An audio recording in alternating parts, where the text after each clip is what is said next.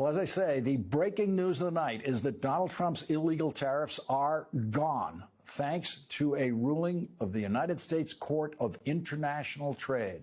Futures trading is now soaring tonight in the expectation of an explosively positive reaction by the stock market tomorrow when the world will reset itself around the restoration of law and order in international trade and the crushing of the Trump tariffs and resultant personal worldwide humiliation of Donald Trump.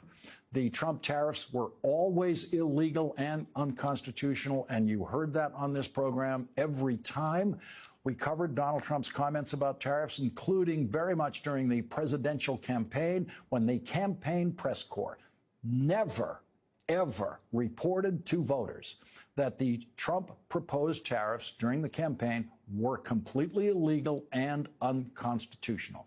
The campaign press corps never reported to voters that those proposals were constitutionally insane, and the person pronouncing those proposals at those Trump rallies was constitutionally out of his mind just based on what he was saying about tariffs alone. The campaign press corps completely failed the American voter on this issue, with American voters just discovering tonight from the International Court of Trade just how illegal and unconstitutional the Trump tariffs always have been.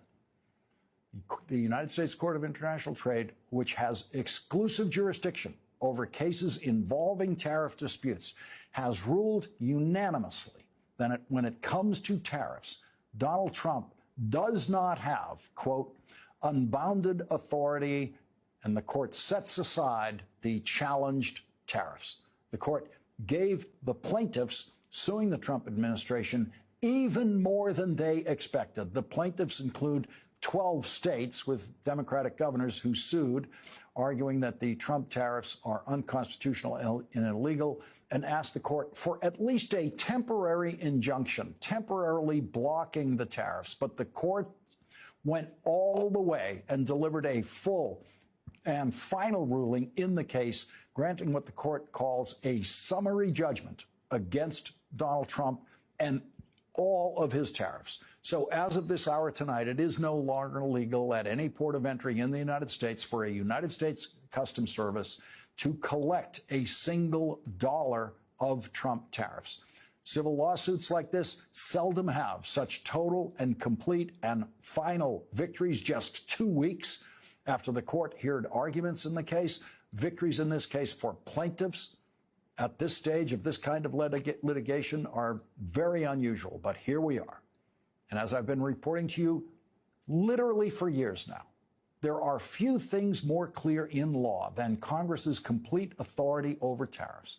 The Court of International Trade said in its opinion that even if Congress wanted to give Donald Trump power over tariffs, it would be unconstitutional to do so.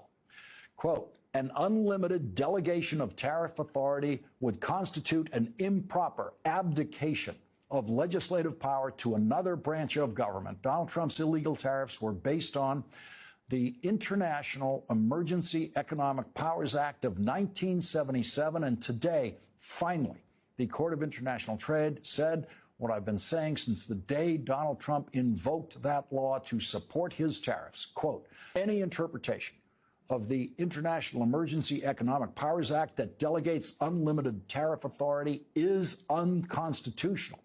The court rejected Donald Trump's claim of a national emergency to justify his tariffs, saying the mere incantation of national emergency cannot, of course, sound the death knell of the Constitution.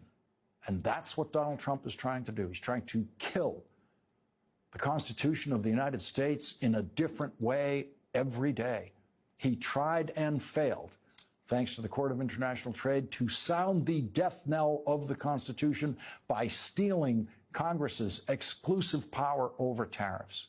And in a 49-page ruling co-authored by 3 judges of the Court of International Trade in New York City, Donald Trump's attempts to kill the Constitution this time have failed. Judge Gary Katzmann was appointed by President Obama. Judge Jane Rustani was appointed by Republican President Ronald Reagan. Judge Timothy Reif was appointed by Republican President Donald Trump. And those three judges unanimously agreed to every word in tonight's breaking news opinion that there is nothing in American law that can make Donald Trump's tariffs legal. Two sets of plaintiffs brought cases to the Court of International Trade, and in their unanimous opinion tonight, the court said the question in the two cases before the court is whether the International Emergency Economic Powers Act of 1977 delegates these powers to the president in the form of authority to impose unlimited tariffs on goods from nearly every country in the world. The court does not read the International Emergency Economic Powers Act to confer such unbounded authority and sets aside the challenged tariffs imposed thereunder. For Donald Trump's benefit, though he, of course, could never actually read a single page of a court opinion, but mostly for the benefit of the United States Supreme Court, the trade experts on the Court of International Trade wrote a brief history of international trade right in their opinion, and a brief history of international trade law for Donald Trump's Supreme Court justices to study because they know very little about international trade law. When Donald Trump, no doubt, appeals this case all the way up to the judges on the Supreme Court who he believes owe him their permanent loyalty. The trade court identified three different kinds of tariffs Donald Trump was illegally imposing and ruled against each of them, calling each of them illegal and unconstitutional. The court referred to tariffs imposed on countries to indirectly force them to somehow stop the flow of fentanyl around the world and other illicit drugs that are illegal, because tariffs cannot legally be used to leverage the behavior of other governments on issues other than regulated international trade. The court wrote, a tax deals with a budget deficit by raising revenue. A dam deals with flooding by holding back a river. But there is no such association between the act of imposing a tariff and the unusual and extraordinary threats that the trafficking orders purport to combat. The trafficking orders do not deal with their stated objectives. Rather, as the government acknowledges, the orders aim to create leverage to deal with those objectives. That use is impermissible, not because it is unwise or ineffective, but because Section 1701 does not allow it. The court laid out the legal specifics, striking down all of what Donald Trump calls his reciprocal tariffs. And throughout the opinion, the court was very clear that Congress would have the authority to impose any of these tariffs, but the president simply does not have that legal authority.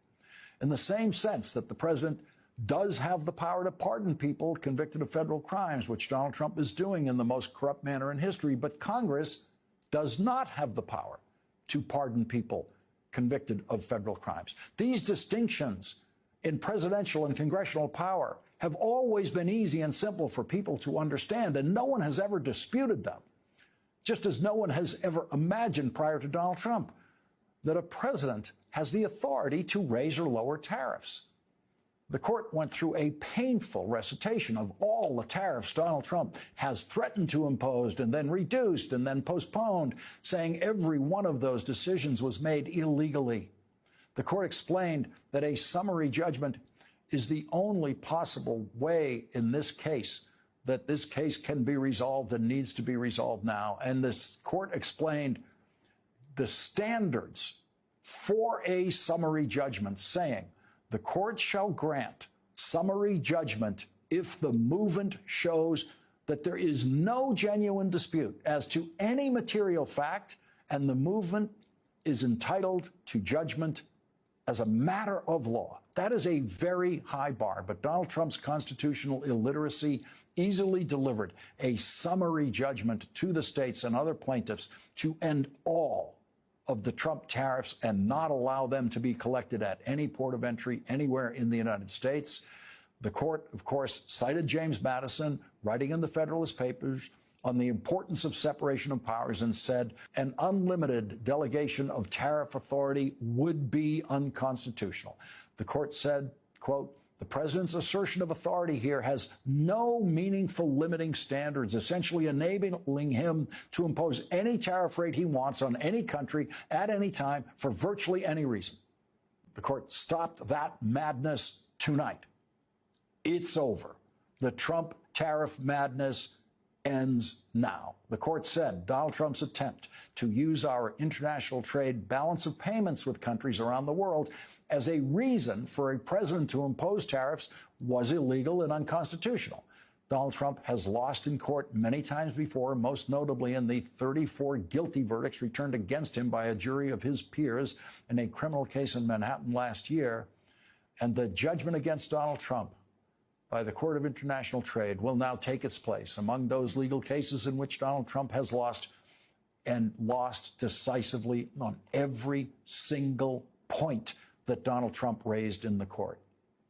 There is not a single word that was said by Donald Trump's lawyers justifying his tariffs that was accepted by a single judge on the Court of International Trade, including the Trump-appointed judge who joined this unanimous opinion. And so tomorrow, when Donald Trump stands before a microphone and lies to the American people about his tariffs, it will be another worldwide humiliation day for Donald Trump.